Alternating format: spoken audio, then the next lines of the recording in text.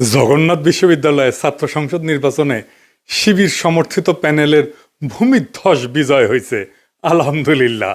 ছাত্রদল সমর্থিত প্যানেলের VP candidate fight দিছে, তাও শেষ রক্ষা হয় নাই। যদিও ছাত্রদল প্যানেলের ভিপি ক্যান্ডিডেট কিন্তু গণ অধিকার পরিষদের, ছাত্রদল করা ছাত্র না। শিবির সমর্থিত প্যানেলের জন্য শুধু না, এটা জগন্নাথ বিশ্ববিদ্যালয়ের জন্য একটা ইতিহাস যে এটা জগন্নাথ বিশ্ববিদ্যালয়ের প্রথম ছাত্র সংসদ নির্বাচন।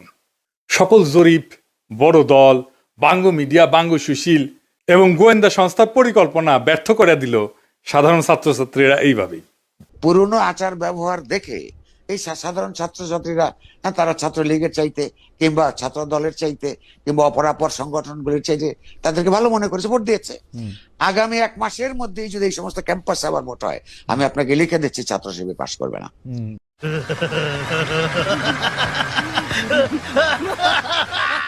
পুরা প্রফেসর ইউনূসের প্রশাসন বিএনপির জন্য খাটিচ্ছে, অভিনব উপায় খাটিচ্ছে।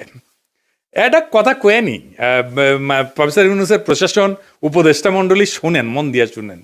বৃহত্তর বিএনপির প্রফেসর ইউনূসের উপদেষ্টা পরিষদের শাখার সদস্যরা এবং প্রশাসনে বিএনপির লেসপেন্সাররা শুনে রাখেন, আপনারা রাষ্ট্রের কর্মচারী, ওই রাষ্ট্রের মালিক জনগণ, বিএনপি না।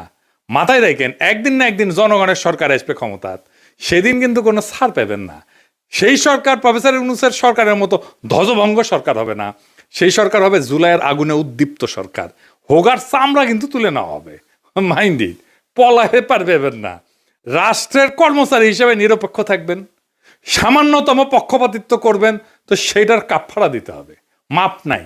সেই কাফফারা ভয়ঙ্কর হবে, সরি কওয়ার কলার টাইম পাবেন না।